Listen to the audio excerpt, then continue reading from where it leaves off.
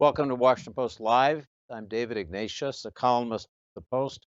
Our guest today is Robert Gates, a rare bipartisan figure in American foreign policy. He served as CIA director for one president, George H.W. Bush, and as Secretary of Defense for two presidents from different parties, President George W. Bush and Barack Obama. Mr. Secretary, welcome to Washington Post Live. Thanks, David. It's great to be with you. Good to have you. Let's start with the breaking news. Just in the last hour, the CIA report on the murder of our Washington Post colleague Jamal Khashoggi has been released, and it says that the Crown Prince of Saudi Arabia, Mohammed bin Salman, approved the operation that led to Jamal Khashoggi's death. Let me ask you first, as a former CIA director, do you think it's a good thing that the CIA report is released? And second, do you think it's sufficient simply to put that information out there as a way of holding Mohammed bin Salman accountable for what happened? The thing I like to remind intelligence professionals about is that the information and analysis that they develop is actually not theirs, but belongs to the president. And it's up to the president to decide how he wants to use it. It was President Reagan that decided to declassify intercepted messages to demonstrate Libyan responsibility for a terrorist attack on American troops in Berlin in 1986. So I think this was a presidential decision in the context of his overall foreign policy. I think that it's a legitimate decision for him to make, and frankly, given all the speculation and so on, and in all honesty, all the leaks that occurred when the report was first completed and still classified, I think it was entirely appropriate to go forward with it. And I think the way, based on what I've read in the papers, the president laid the predicate for the release in his conversation with the king, and in the broader context of the relationship, was also the right thing to do. The goal of the Biden administration seems to be to recalibrate the U.S.-Saudi relationship, but not rupture it. And I want to ask you, you've been watching Saudi Arabia for a long time in government and since. Do you think that it's possible to maintain a tenable, viable, long-term relationship with the kingdom? And what changes, what recalibrations would you like to see? I think that the approach the administration has taken so far seems to me be about the right balance. They're continuing to provide Saudi Arabia with the defensive weapons that they need in a very dangerous part of the world, and particularly in light of Iranian activities. We clearly have some strategic interests in common in the region, but that doesn't prevent us and shouldn't prevent us from speaking out on human rights issues. This has been characteristic of American foreign policy for a very long time. And so it really is as I read someplace, a threading of the needle of how do you preserve a relationship that is strategically important to both countries, and at the same time carry out a foreign policy that is consistent with our values. Mr. Secretary, let me turn to the state of our nation. We've been through one of the most, maybe the most turbulent elections in our history. We've had an insurrection, a riot at the U.S. Capitol. Recent polls say that a majority of Republicans still think, despite the lack of evidence, that the election victory of President Biden was fraudulent.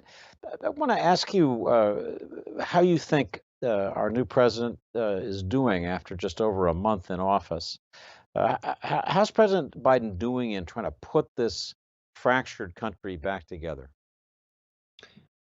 Well, I think in terms of his rhetoric and his overall approach, I think he's sounded the right notes in terms of being a unifier. I often get asked, what's the greatest danger to America today? And I say it's not a foreign threat. It's our paralysis and our polarization here at home if we can't figure out a way to tackle the big problems facing this country, whether it's infrastructure or immigration or education or a host of others. Then I think we're in deep trouble, and that's much more of a danger to the country than any foreign threat, far more than Russia or China. And the question is whether we can get past that. I like to say that the biggest threat is confined to the 2 square miles that encompass the White House and the Capitol building. And if the president can't figure out a way, and if the congressional leaders won't figure out a way to respond in terms of working together on some things, then I think that the divisiveness that we've seen and the dangerous divisiveness that we've seen probably will only get worse. So it's not just up to the president; it's also up to the leadership on the Hill, and that's both Republicans and Democrats. Let me ask you, as a former Secretary of Defense, just how deep you think the divisions go, in particular among the military, among veterans, among people who associate with the military community.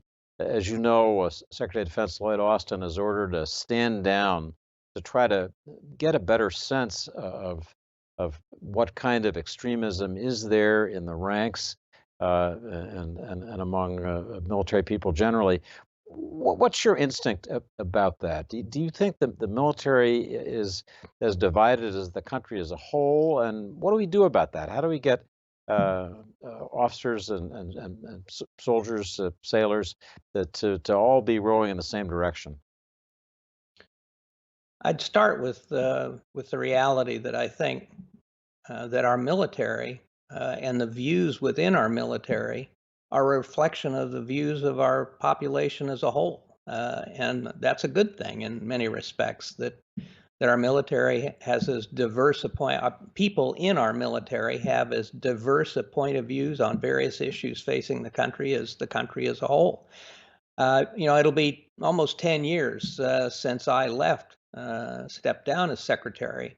And during my time in office, under both President Bush and President Obama, we really didn't have a sense of a problem with extremism. I think partly it was that until recent years, that kind of extremism was kept more hidden, and people were less public about those views. So it wasn't something that was as present at that time as it is in the news and in people's consciousness as it is today. And I think what Secretary Austin is doing in terms of sort of not just sort of going back and saying, extremism of any kind is wrong and we support the Constitution, but reminding people in uniform of their oath, and that oath is to the Constitution and not to a particular party or to a particular individual. So I think it's going to be a tough problem to deal with. I have a feeling that it's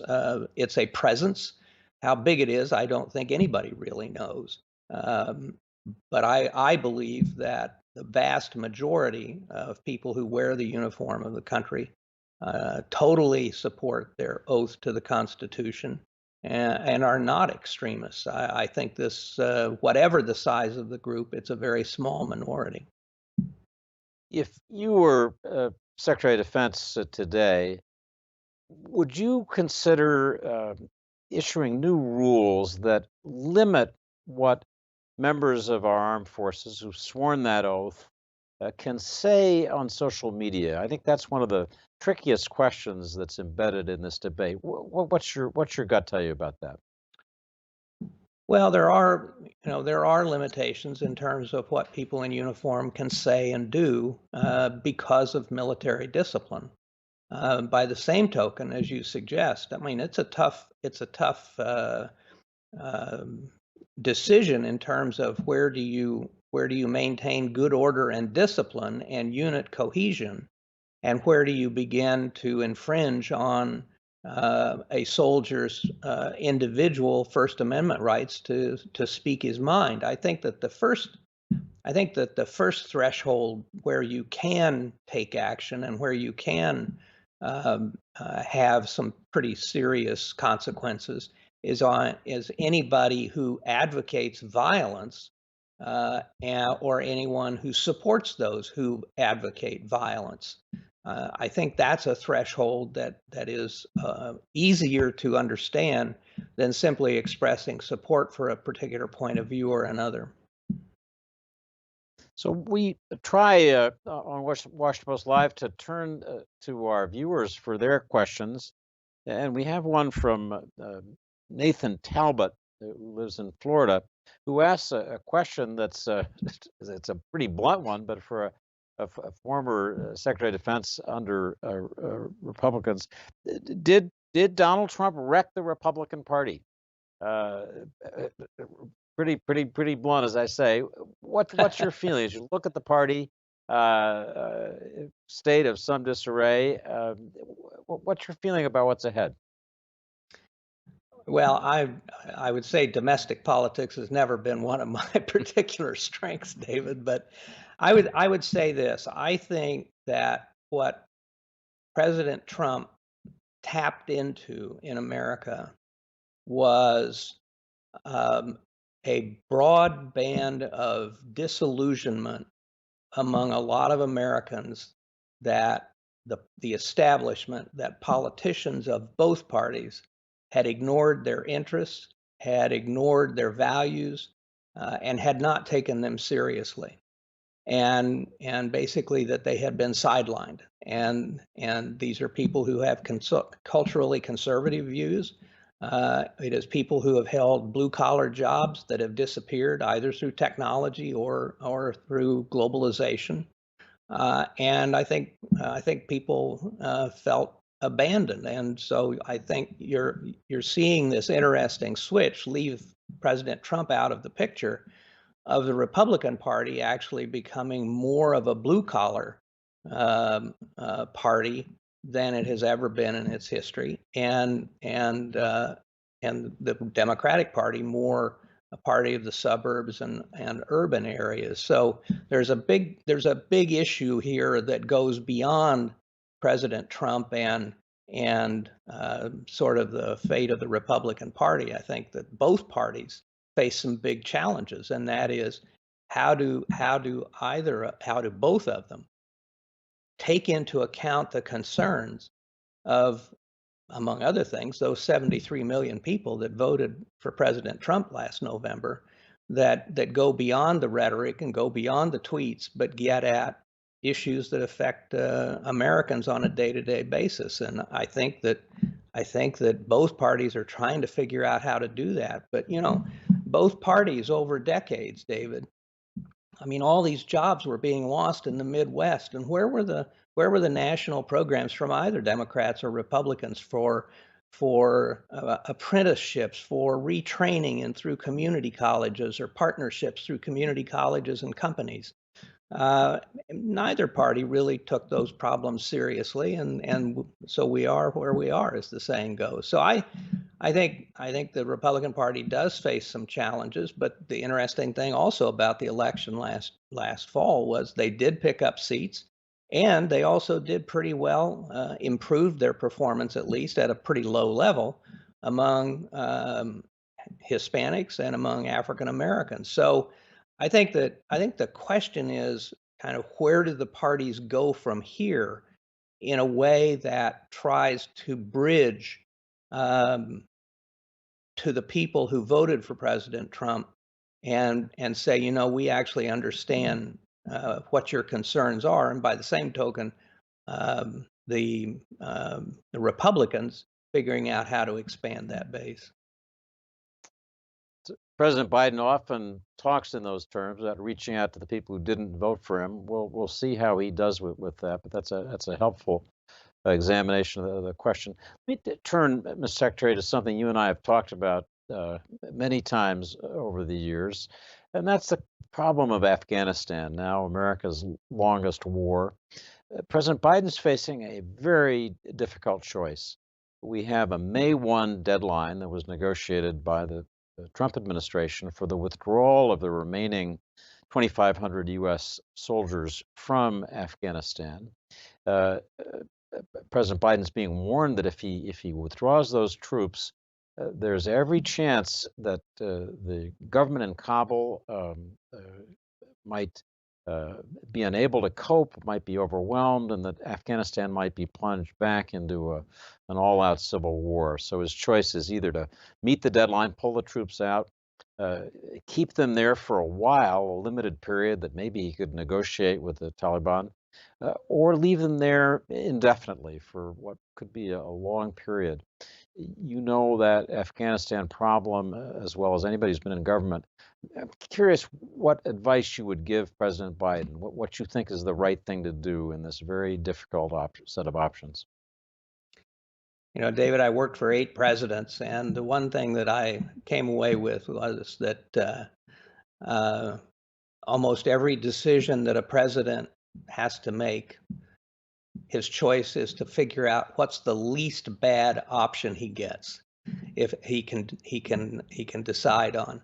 Uh, you know, the reality is that if there were simple solutions to a lot of these problems, somebody at a lower level would make that decision and take the credit for it. So usually just bad options end up on the president's desk. My view is that I think the steps the president has taken in terms of hinting that we might not pull the rest of our troops out on the 1st of May is exactly right. I think that we do need to take into consideration the possibility of having a presence in Afghanistan at roughly the current level or maybe even slightly more, along with our NATO allies. So the NATO allies have, I think, about twice to three times as many troops in Afghanistan as we have. They're very supportive of the mission. The Germans and others are supportive of that mission.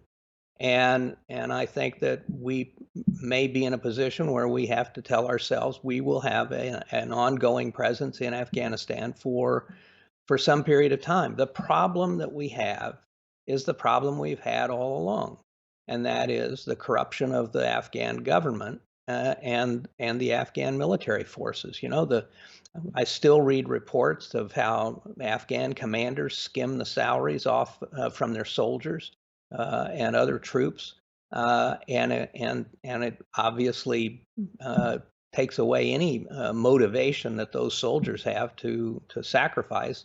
We've seen the Afghans willing at the same time to die for their country. They've suffered some tremendous losses, both in their police and their army over the past couple of years.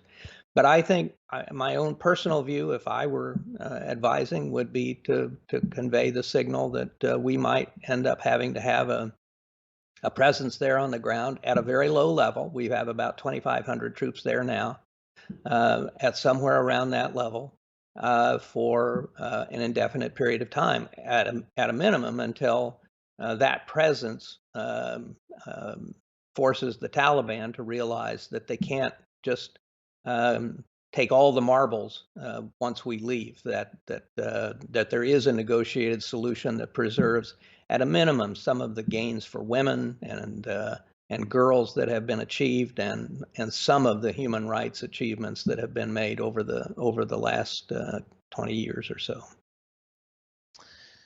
Thinking about our conversation, I went back and reread your memoir, Duty, which I wrote about at the time it was published, and I came to a passage that's been often quoted since President Biden moved toward the White House.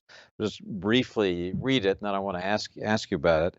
It was direct. You said Joe is simply impossible not to like. Joe is a man of integrity, incapable of hiding what he really thinks, and one of those rare people you could turn to for help in a personal crisis. Still, I think he's been wrong on nearly every major foreign policy and national security issue over the past 4 decades. Pretty blunt. Would you still say that last part, and in particular, Mr. Secretary, given that he argued back in 2009 that we ought to be careful about putting more troops into Afghanistan, I wonder if, with the passage of time, you think maybe he was right back then, that it would have been wiser not to put a whole lot more troops into a war that's turned out to be unwinnable. Yeah, first of all, the quote really referred especially to a lot of issues relating to the Cold War and dealing with the Soviet Union, and particularly during the Reagan administration and so on. Truth is, during the Obama administration, the vice president and I, and if I had one change to make in the book, I would say during the Obama administration, the vice president and I agreed on almost everything except Afghanistan. We did have a serious difference of view on Afghanistan, and I think what's been lost in some of the debate is that the quote unquote counterterrorism strategy that he was advocating still called for an increase of somewhere between 10 and 20,000 U.S. troops. So that was the difference. And what I recommended to the president was 30,000 troops plus an addition from NATO. I think that trying the surge was important. I think, as I've subsequently written, I think we believe, based on our experience in Afghanistan and Iraq with the surge, that we felt that if we could provide some greater security, particularly in the South and in the East, that it would give the Afghan government the opportunity to strengthen itself, expand and strengthen its armed forces, and be able on its own to manage the Taliban. I think that the continuing problems of the safe havens in Pakistan, and as I mentioned earlier, the corruption of the Afghan government contributed to that not turning out the way we had hoped. I think the other piece that has been lost is that with that increase, with that surge in Afghanistan, we also significantly narrowed the mission in terms of what I used to refer to as Afghan good enough, which was basically to give them the capacity to defend themselves against the Taliban, and put the notion of creating a modern country and a modern government on the sidelines, that was too ambitious for the amount of time we had. So I think that we needed, I don't think any president has ever debated a single decision on foreign policy more thoroughly or more at length than President Obama did in the fall of 2009 over this question. And so I think all of the ramifications, all the downsides, everything was debated at great length. I think the president still made the right decision under those circumstances. Another big issue before President Biden is what to do about Russia in the wake of a new examination of the cyber espionage hacking campaign we call SolarWinds, in light of the conviction, imprisonment of Alexei Navalny after the attempt to poison him. You began your time as a CIA analyst, as a Russia expert, and I'd be interested in what you think is appropriate. The administration's considering additional sanctions against Russia, but there are an awful lot of sanctions in place already, and you wonder whether more sanctions is going to make a significant difference. What's your feeling about how President Biden ought to deal with the phenomenon of Putin's Russia? Well, David, I think first of all, Putin's Russia is like the Soviet Union, a unidimensional power. The only source of its power really is its military and its ability, and including in that its cyber capabilities and its ability to disrupt and create problems, not only on its periphery in places like Georgia and Ukraine and Belarus, but also problems in the Western democracies. I think, and this is going to be a problem. Russia is going to be a challenge for the United States, a national security challenge for the United States, and maybe in some respects the most dangerous one as long as Putin is there. And I think, frankly, that more economic sanctions, broadly based, are not going to do much good. As you mentioned, there's already a lot of sanctions, but I think there are a couple of categories of things that we could be much more aggressive about. And the first is targeting the people around Putin and the oligarchs that support him in ways that make it very painful for them, whether it's seizing their assets in the West, whether it's forcing their families and children who may be students in the West to return to Russia. If you want to have a government that attacks democracy in the West, well, then you can't be a part of the West. You have to go back to Russia and stay there. So I think a more targeted sanctions approach on those around him who are his enablers, so that they see real consequences, personal consequences for supporting Putin, I think is important. The same thing is in trying to unearth his own holdings in the West that are held through his property ownership and so on, that's held through whole cutouts and other companies and so on. To make this very personal with the Russians in terms of if they want to mess with us, they're going to be personal consequences for them. More broadly, I think we need to be more aggressive with our own cyber capabilities. And I'm not talking about taking down the Soviet grid or their financial system or anything like that. What I'm talking about is actually doing the kinds of things they've been doing to us. How do we figure out using our technology to get through their firewalls and communicate directly with the Russian people about the corruption of their government, its foreign aggressiveness, and more? How do we, if Alexei Navalny can put a video on the internet about taken with a drone about Putin's palace on the Black Sea and get 100 million views, surely with all of our capabilities, we can get that information even more broadly within the Soviet Union or within Russia. You know, this is what we did in the Soviet Union during the Cold War.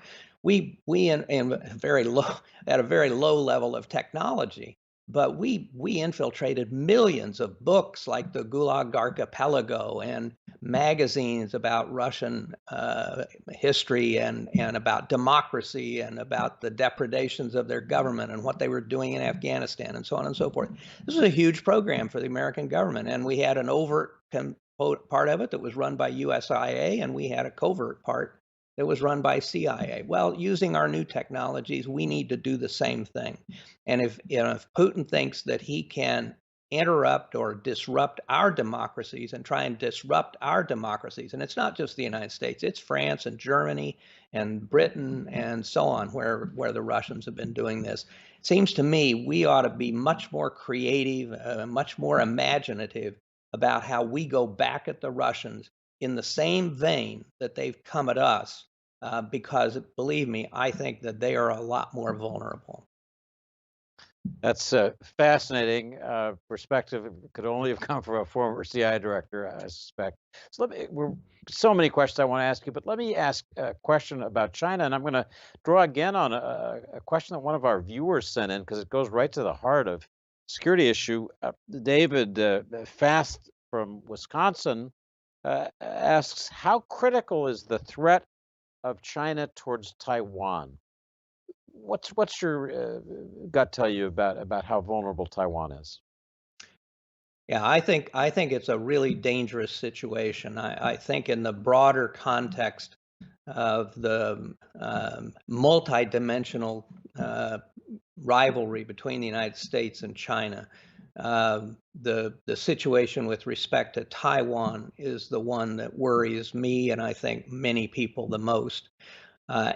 Xi has committed himself to bringing Hong Kong and Taiwan both back, integrating them back into China, both while he is still in office. This would sort of put him in the same pantheon as Mao, as having finished the revolution of 1949. And I worry that as China builds its military strength, that there is the risk of either a move on their part that they think they can get away with, or of an unintended confrontation that escalates. They've been entering the Taiwan Air Defense Identification Zone. They've crossed the median line in terms of that they had observed for a very long time in terms of flying their fighters and bombers in near Taiwan.